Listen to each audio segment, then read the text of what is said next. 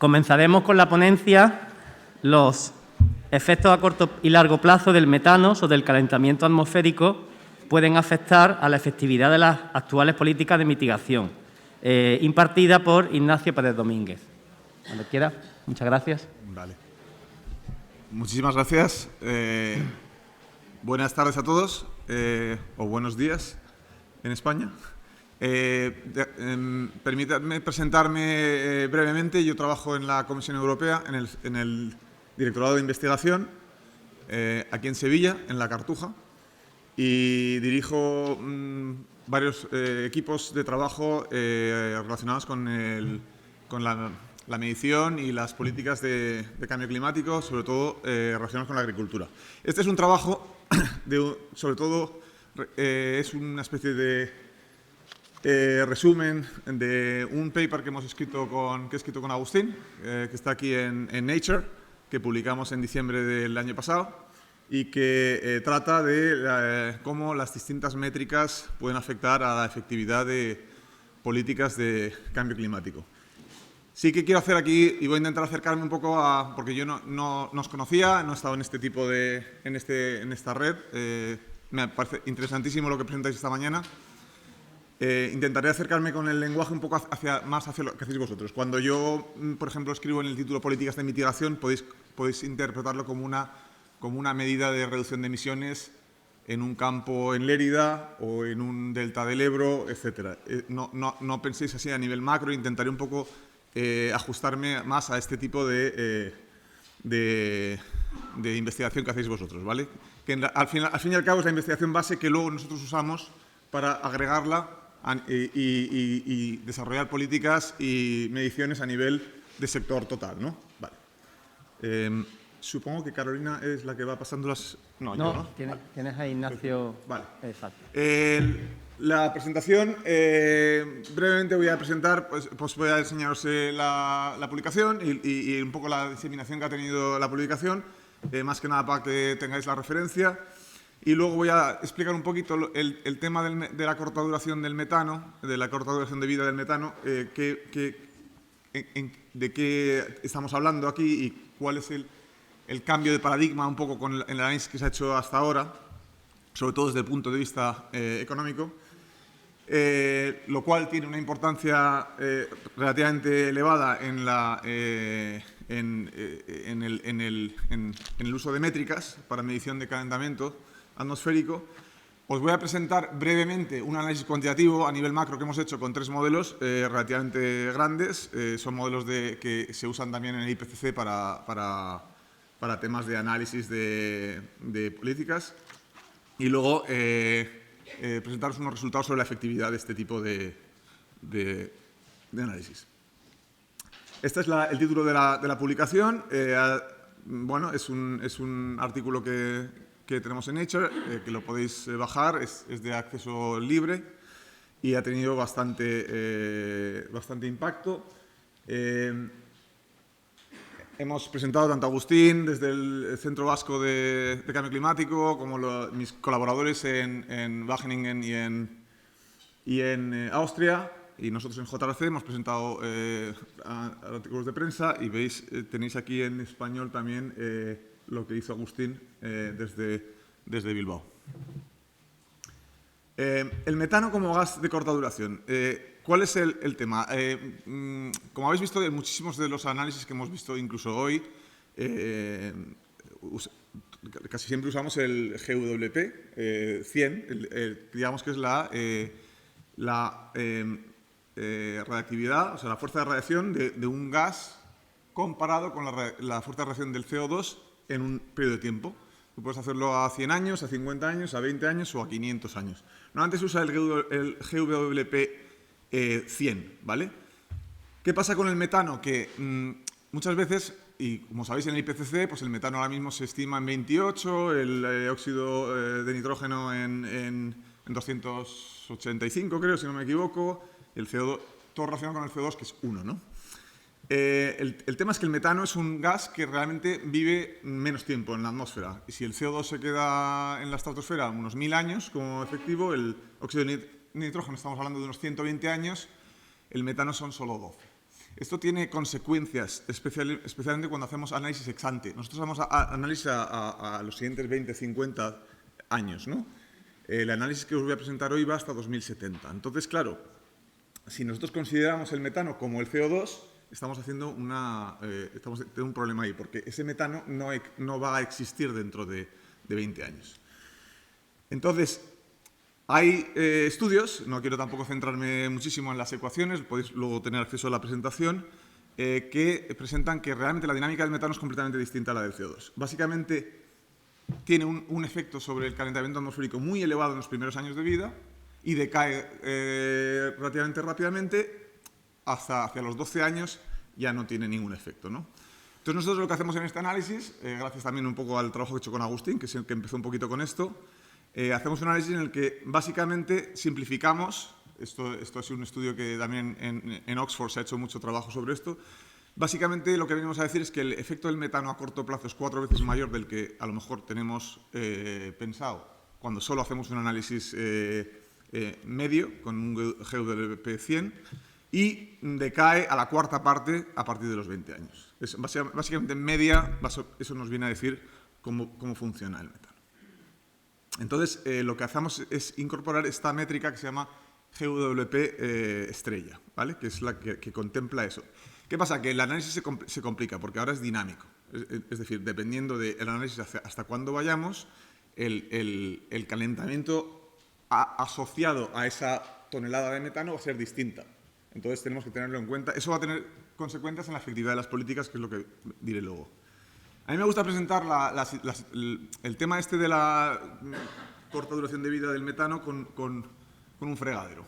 Básicamente, cuando nosotros hacemos políticas de mitigación, cuando vosotros estáis analizando a lo mejor poner un inhibidor de nitrógeno, estamos reduciendo el flujo de agua en un fregadero. Probablemente no podemos llegar a cero, pero estamos intentando reducirlo lo máximo posible, pero tenemos, digamos, el fregadero cerrado. Es decir, lo que estás haciendo es acumular menos metano, pero nunca vas a poderlo reducir o eliminar. En el caso del metano de corta duración, el fregadero está abierto, tiene posibilidad de dejar caer agua. Entonces, dependiendo de si el agua que está entrando, el metano que estás emitiendo, el número de vacas, el número de hectáreas de arroz, aumenta o se reduce, puedes llegar a vaciar el fregadero. Con lo cual, cambia un poquito el concepto que estamos analizando, porque en realidad puedes llegar a provocar emisiones negativas a través de políticas de reducción de metano. Eso no se puede concebir en el análisis del CO2 o en el análisis del óxido de nitrógeno, porque básicamente la vida de esa molécula de emisión es tan larga que no llegas a poder reducir, ¿vale? O sea, espero que esto aclare un poquito. Entonces, ¿cuál es la mecánica? Pues bueno, lo he intentado explicar un poquito antes. Más efectividad a nivel de calentamiento. Si os fijáis, ya no voy a hablar de equivalentes de CO2, hablo de equivalentes de calentamiento, que es un poco el cambio de concepto, ¿no? Es 4 veces mayor en el corto plazo y una cuarta parte más o menos en el largo plazo. Entonces, a mí me gusta esta cuota, este extracto del periódico, en el que dice, claro, si las emisiones de metano de una cabaña ganadera de 100 vacas de hoy están reemplazando las emisiones que se produjeron por esa cabaña ganadera hace 20 años, en la generación antigua de los granjeros, no hay más calentamiento, digamos, de esa. Entonces, el problema con este tipo de análisis es que tú puedes llegar a un negacionismo de decir, bueno, dependiendo de cuándo considero que cuando atribuyo las emisiones, pues no estoy produciendo ya más emisiones. Pero bueno, nosotros lo consideramos en análisis como cambio, es decir, cambio de tendencia. Si se incrementan las emisiones de metano, vas a tener mucho más calentamiento en el corto plazo. Si se reducen, vas a tener incluso enfriamiento, puedes llegar a tener. Porque luego esto lo mezclamos con óxido de nitrógeno y hacemos el general. Entonces, ¿qué hemos hecho como análisis cuantitativo? Hemos cogido 3 modelos agroeconómicos relativamente potentes, que son Capri, Global y Magnet, y si queréis, cuando me pilléis en la comida o lo que sea, me preguntáis sobre los modelos. Y hemos hecho un análisis de distintos, lo que se llaman trayectorias de precios de carbono para llegar a objetivos tipo el Acuerdo de París, ¿vale? Entonces, este artículo de Nature viene también un poco precedido de otro artículo que publicamos en 2018, también en Nature Climate Change, en el cual analizamos las trayectorias de carbono, unas trayectorias de precios de carbono. El precio de carbono, al fin y al cabo, lo que te viene a decir es el nivel de mitigación que quieres adquirir. Si tú pones un precio al carbono muy elevado, obviamente vas a tener que adoptar tecnologías muchísimo más agresivas o incluso reducir producción para poder llegar a ese tipo de mitigación. Es un incentivo negativo, digamos, a emitir. Entonces, todos estos modelos agregados usan los precios de carbono como proxy, digamos, de una política de mitigación más o menos agresiva, ¿no?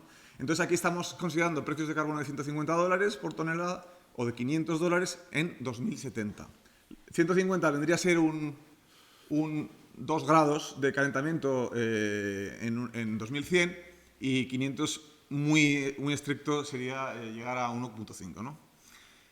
¿Qué hemos hecho además? Hemos añadido un componente adicional, que es reducir la ingesta de proteína animal como posible tecnología de mitigación también. Es decir, el que la gente consuma menos carne o menos productos lácteos produce también menores emisiones de metano.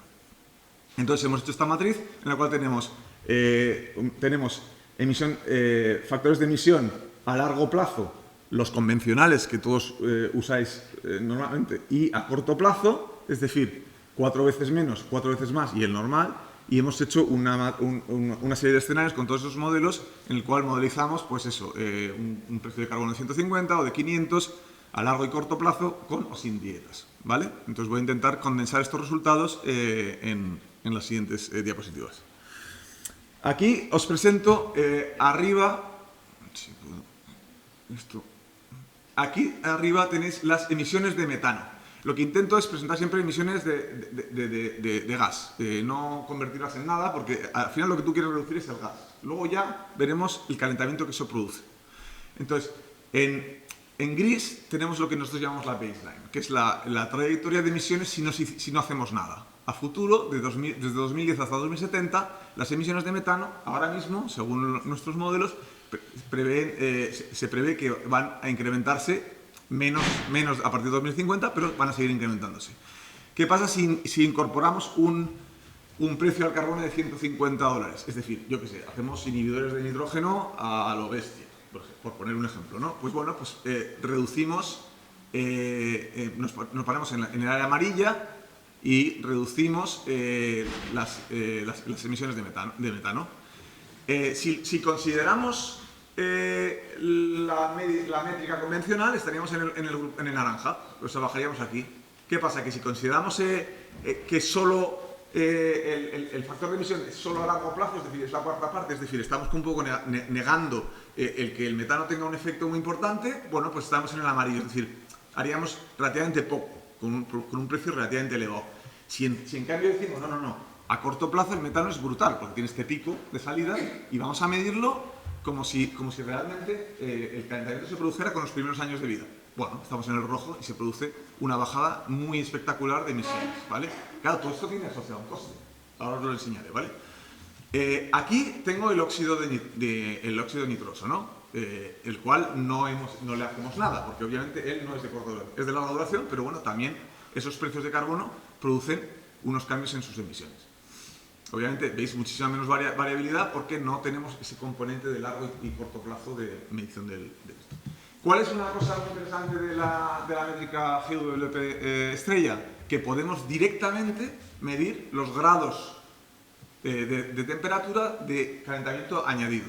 Entonces, en este caso tenemos que en una baseline, considerando las emisiones del sector agrario global, pues estamos hablando de un 0,1 grados de calentamiento, ¿vale? Según básicamente esta métrica condensa modelos muy complejos de cambio climático. En cambio, si pasamos a una métrica de corto plazo, pues podríamos incluso llegar a calentamiento atmosférico negativo, es decir, poder reducir el impacto de la agricultura en el cambio climático, lo cual es un mensaje muy potente Porque si lo combinamos con óxido de nitrógeno, pues no, ¿vale? Pero calentamos mucho menos. El óxido de nitrógeno se comporta más como lo que hemos visto, es decir, el calentamiento se va a producir, pero menos que en una estación de vehículo. Esto es lo mismo, la misma gráfica, pero incorporando las dietas. El tema de dietas, yo no estoy asumiendo un coste para poder implementar esa dieta. Es, digamos, bueno, pues por información, porque la gente cambia un poco su manera de ver, por tema de salud, reducen el consumo de carne. ¿A cuánto? Yo aquí he modelizado una dieta de 2.100 calorías per cápita, que es básicamente la recomendación saludable. Pero vamos, al fin y al cabo no es más que es más que nada jugar un poquito con estos números para ver cómo afecta. ¿Qué pasa? Que el impacto de una dieta, en este caso, esto sería con un precio de 150 y otro con un precio de 500, el impacto de la dieta en un precio de carbono moderado, digamos, el de 150 es mucho mayor en porcentaje que cuando ya estás en un precio de carbono muy elevado, porque ya prácticamente el precio de carbono ya te ha hecho la dieta misma, porque ya al reducir tanto la producción y al reducir tanto el consumo ya no hay tanto impacto. Luego puedes combinar los dos y os enseñaré un poco el resumen final, ¿no? Pero básicamente lo que se consigue es incluso aún más reducción de calentamiento atmosférico. Entonces, aquí es donde entro un poco con el análisis económico, ¿no? Esta tabla es muy compleja, pero no hace falta que miréis todos los números. Lo que os vengo a enseñar aquí es que yo no solo estoy computando el calentamiento, digamos, las emisiones y las emisiones ligadas a este tipo de políticas, sino cómo cambia la producción digamos, de herbáceos, cómo cambia la producción de no ruminantes y de ruminantes, ¿no? Y el precio. Si fijáis en la primera columna, esto es sin políticas de mitigación, es decir, no hay un precio de carbono, solo pongo la dieta. ¿Qué pasa? Cuando uno demanda menos de un producto, el precio baja, ¿vale? Esto es claro, reduces emisiones porque consumes menos, produces menos porque consumes menos, y el precio baja. Pero es que, claro, cuando uno pone un precio al carbono, el precio sube. O sea, también reduces emisiones porque estás...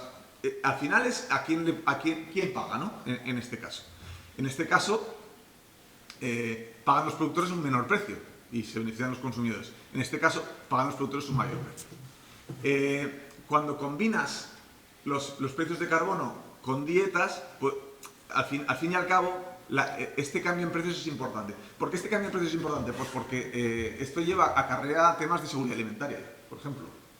Y no sé si habréis leído, pero yo he escrito ya varios artículos con el tema de las políticas de mitigación. Realmente, ¿cuánto nos cuesta la mitigación en términos de vidas humanas o en términos de seguridad alimentaria? Claro, porque es muy bonito decir en Europa o en Estados Unidos, bueno, vamos a poner un precio al carbono, pero eso lo que hace al final es incrementar el precio de los alimentos. Hay productos básicos como el cereal, como el arroz, que van a incrementar su precio, y hay gente que no lo puede consumir, porque no hay...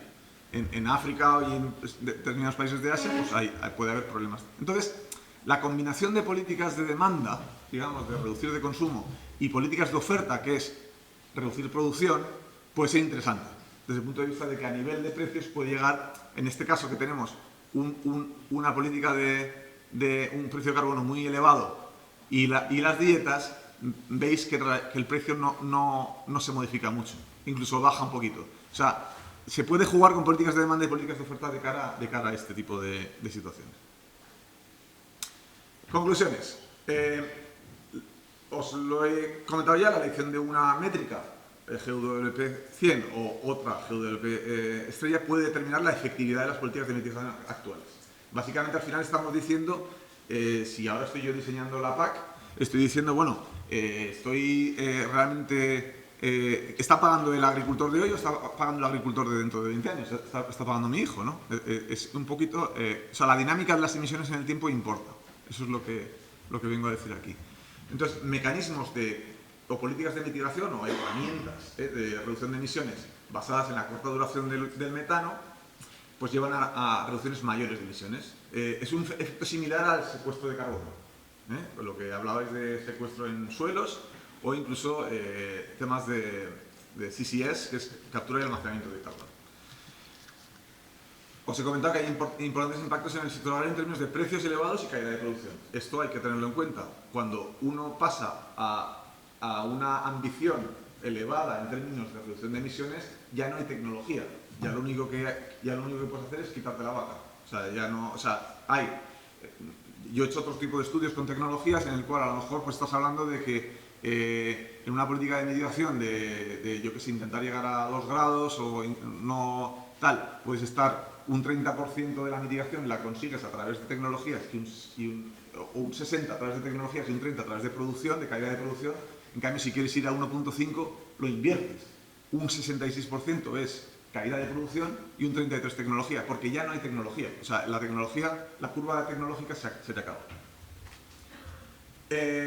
Luego, el tema de las dietas bajas en proteína animal son más efectivas en el caso de políticas o herramientas moderadas y tienen un efecto deflacionista en precios, o sea, el contexto importa, y la combinación de todo este tipo de elementos que os he comentado puede ayudar a revertir la contribución del sector agrario al calentamiento atmosférico.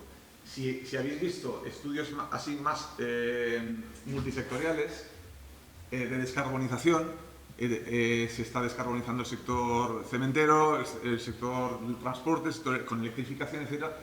Casi todos se pueden descarbonizar casi al completo y agricultura siempre se queda como el que no se puede descarbonizar, porque al final hay que comer. Bueno, pues esto da otra vía a las vías que además ya estáis comentando vosotros a nivel de secuestro de carbono en suelos, que es obviamente una posibilidad, da otra posibilidad para este tipo de análisis. Y bueno, y con esto espero no haberos dado la chapa demasiado. Muchas gracias.